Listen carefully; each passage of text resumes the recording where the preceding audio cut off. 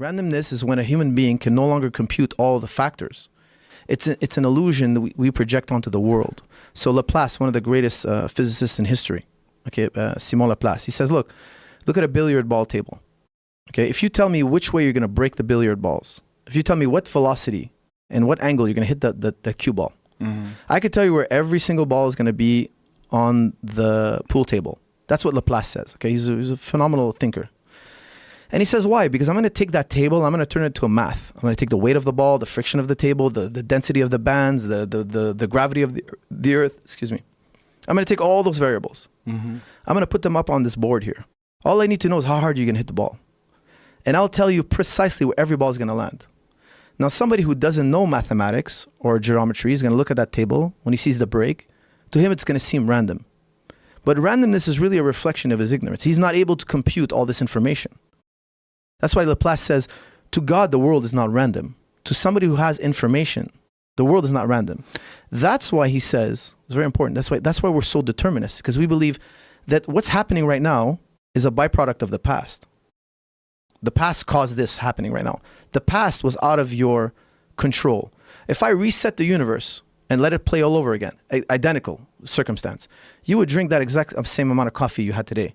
You would have made the same, you would have married the same woman, you would have had the same kids, you would have had the same t-shirt on right now, you would have the mic at the same distance, everything would be reset. So when we look at the world through the eyes of physics, they say the causal line is complete. The causal line is complete, meaning where is this space for randomness or free will? We don't factor it in. The only time we do factor it in is when we look at ourselves inwardly. But when we look at the world objectively as a third person, so there's two views. There's the internal view, first person experience. We don't believe in determinism. We have free will. That's first person experience. Third person experience, I'm studying Joe. All I see in Joe is billiard balls. So when you have a thought, it's all billiard balls hitting one another. And if I had an infinitely precise calculator, according to Laplace, I could tell you where you're going to be 5 years from now, what you're going to be doing. Why? Because I'm seeing one billiard ball hit another. It's just take that pool table experiment and make it the greatest pool game in history.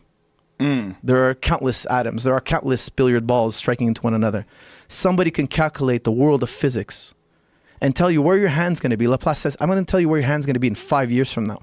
But you don't know my personal choices I'm going to make. That's irrelevant. He'll tell you that's irrelevant. Why? Because he sees the billiard balls moving inside your mind, so to speak.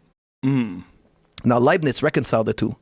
Because, see, for instance, when I'm living in the first person, this is my intuition. I'm like, hey, I grabbed that cup of coffee. I had this internal experience that's outside of physics.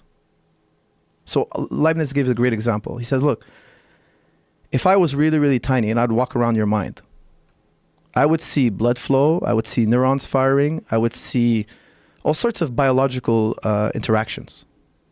But I wouldn't see anything of consciousness.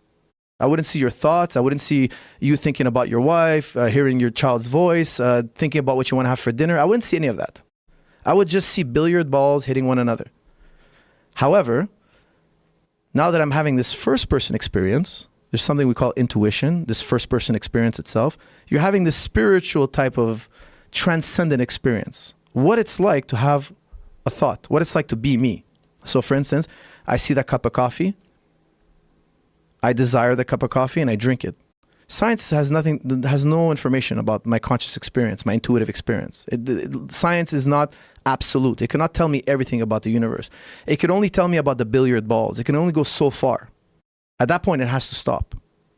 Because it doesn't have, our senses cannot sense the conscious experience that we're having.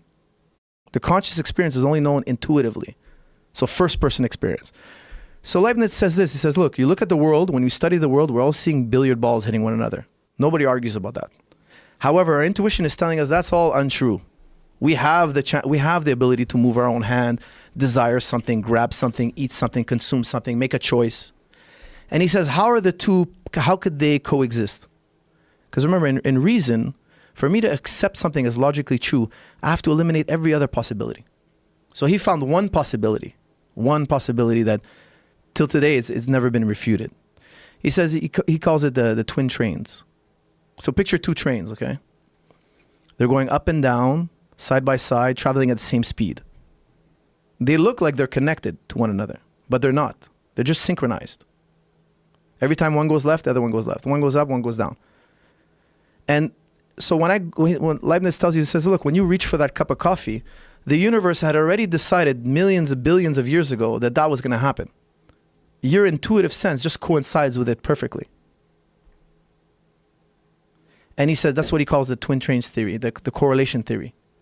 That your desire to grab that cup of coffee doesn't affect your hand, does not move your hand. That would be impossible. That would be something non-physical moving something physical. So he says that they're just correlated perfectly. When you ask him, how do they correlate so perfectly? He says, well, God. It's like God took the greatest pull shot in history.